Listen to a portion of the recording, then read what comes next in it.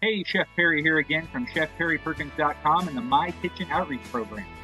I'm a third-generation chef, culinary instructor, and author of the Home Chef series, and I'm here to help you create amazing, simple, and affordable dishes for your family. Today we're going to talk about turkeys. From November to the end of December, I roast or smoke about a dozen turkeys every year, and I brine every one of them. A brine is a liquid with a high concentration of salt, often with sugars and other spices added for flavor. Normally, meat loses about 30% of its weight during cooking, but if you soak the meat in a brine first, you can reduce this moisture loss during cooking by as much as half.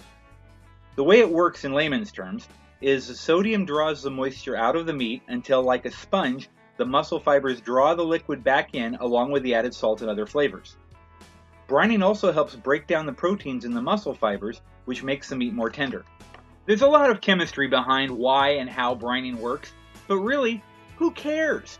The only equation I need to know is brining equals better bird. Brines are like barbecue sauce. They can run the gamut from super simple to a laundry list of ingredients. A basic brine is just salt, sugar, and water. Starting with a quart of boiling water, we're going to add our salt, and then our sugar, and then we're going to go ahead and whisk that to make sure it all gets dissolved. Next, we'll pour in our ice and our cold water, and keep stirring that until the water is well chilled. Now you can go ahead and use that brine right now, but I have a few additional ingredients and aromatics that I like to toss in to take my turkeys up to the next level. And don't worry, all of these ingredients will be listed down below the video. As with our basic brine, we're going to go ahead and boil our water, add our salt and sugar, and stir it to dissolve.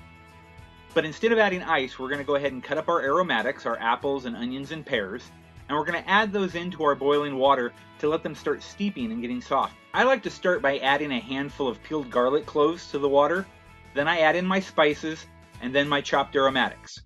Next, I let them simmer for 10 or 15 minutes. You don't want them to be mushy, but you want to cook them enough that the juices begin to release from the fruit. I like to pull out that plastic clip before I brine. I don't know that it adds any plasticky flavor, but it can't hurt.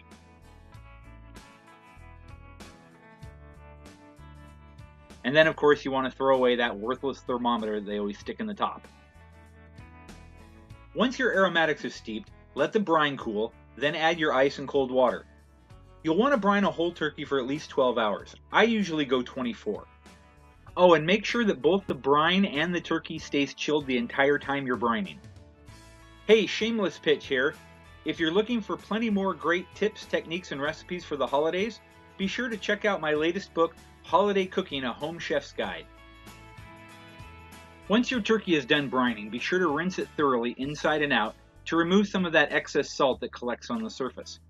Now you can either spatchcock the turkey for faster cooking or leave it whole for a more traditional roast. Be sure to check out my video on roasting a turkey in just 90 minutes, as well as my holiday cooking tips video. Both are on my YouTube channel.